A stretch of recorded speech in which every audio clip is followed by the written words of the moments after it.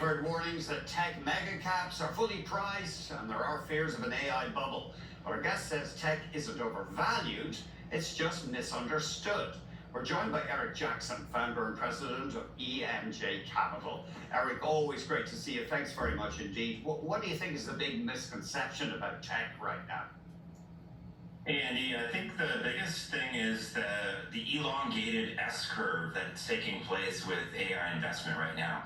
People are just impatient and constantly wanting to see the immediate payback of these billions that they see going out the door, especially from the hyperscalers, into chips.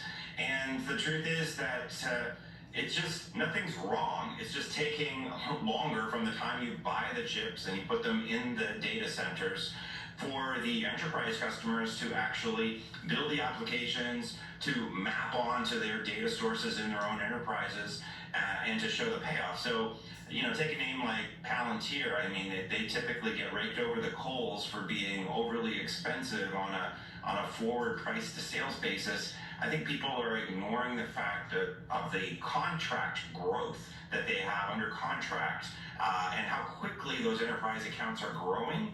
And that all comes before they recognize the revenue down the road. So the billions in revenues are coming. These hyperscalers do not spend billions willy-nilly.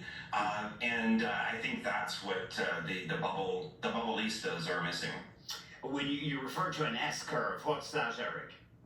Well, every technology typically goes through this period of kind of slow early adopters, buying into new technology, whether it's mobile phones and mobile ads that go on those phones, or something like AI, and then suddenly the whole crowd catches up and things start to take off. So, we sort of see the same dynamics in adoption of ChatGPT, or adoption of some, NVIDIA GPU chips.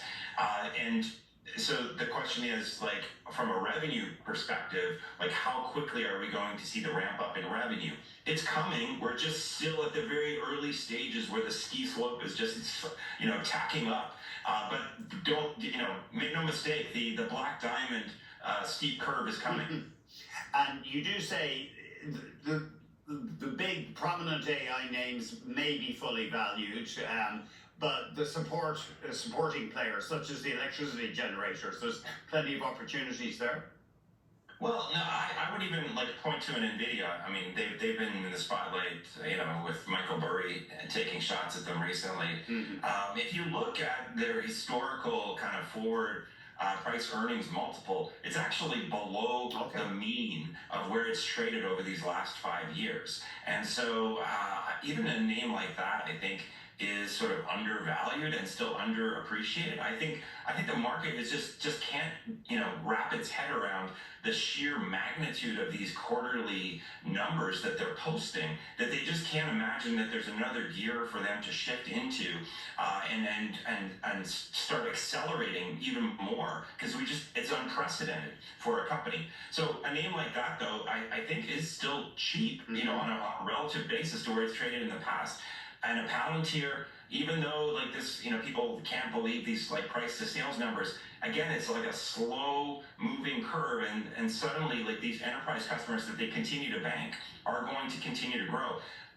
Energy storage names, though, names like Iron and Cipher, which I own, that are critical parts of, building out all the AI data centers that we need. Again, those have been cut in half in 2.5 weeks in November. So you are getting a significant discount in some of these names. And now, some of them have rallied back furiously this week. So, if you miss it, and if you sort of sit back and say, oh, I'm not going to catch a falling knife, sometimes you can miss. Cipher, for example, has had a 3-day 42% positive rally just this week. So the violence, swings back up, can really take some people's heads off. Okay, we're going to take a break. Eric has very kindly agreed to stick with us for a second block. Always great to have more time with him.